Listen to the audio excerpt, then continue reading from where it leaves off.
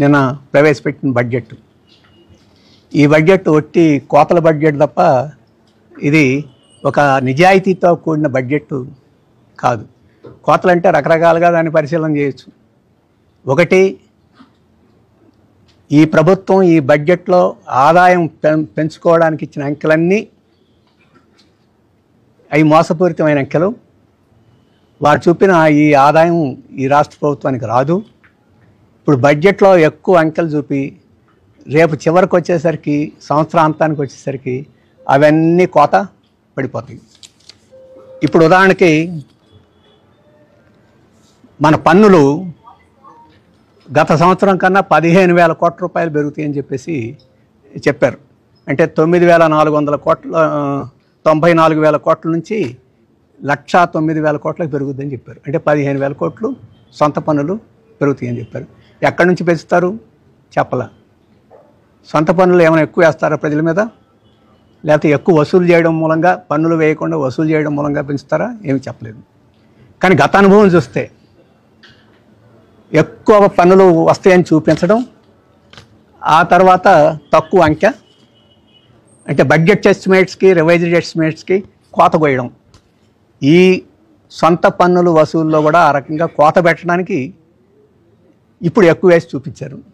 ఎక్కువ వేసి చూపించడం ద్వారా బాగా చేయబోతున్నాం, అన్ని పథకాలకి కేటాయించబోతున్నాం అని చెప్పడానికి మనకు వస్తుంది. ఇంతేకాదు, పన్నేతర ఆదాయాలు, నాన్ ట్యాక్స్ రెవెన్యూ, ఇది 7,000 నుంచి 19,000కి పెరుగుద్దని చెప్పేసి చెప్పారు.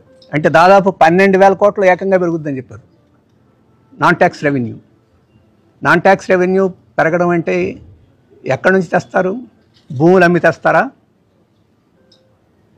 లేదు ఎర్రచందనం స్మగ్లింగ్ అవి చేసి తెస్తారా, లేకపోతే సారాన్ని బాగా తాగించేసి దాంట్లోంచి తెస్తారా? చెప్పాలి కదా.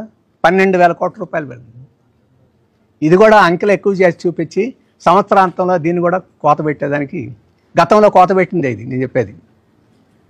అలాగే కేంద్రం యొక్క మొత్తం పన్నుల్లో కేంద్రం నుంచి వచ్చే వాటా 52,000 కోట్ల నుంచి 57,000 కోట్లకు 5,000 కోట్లు పెరుగుద్దని చెప్పారు.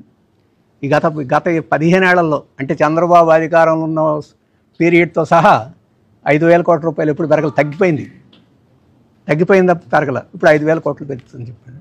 గ్రాంట్ ఇన్ ఎయిడ్ మళ్ళీ ఇంకొక 10,000 కోట్లు పెరుగుద్దని చెప్పాడు. మొత్తం 40,000 కోట్ల రూపాయలు ఆదాయం పెంచి చూపించారు. గతంలో ఇట్లాంటి పెంచి చూపించడం, సంవత్సరాంతం కట్ చేయడం అని చెప్పేసి జరుగుతుంది. ఇది మోసం కాదా అని చెప్పేసి, మభ్యపెట్టడానికి చేసింది కదా అని చెప్పేసి, అందుకని బడ్జెట్లో ఇంటిగ్రిటీ లేదని చెప్పి చెప్పడానికి మేము ఈ విషయాలు చెప్పదలుచుకున్నాం.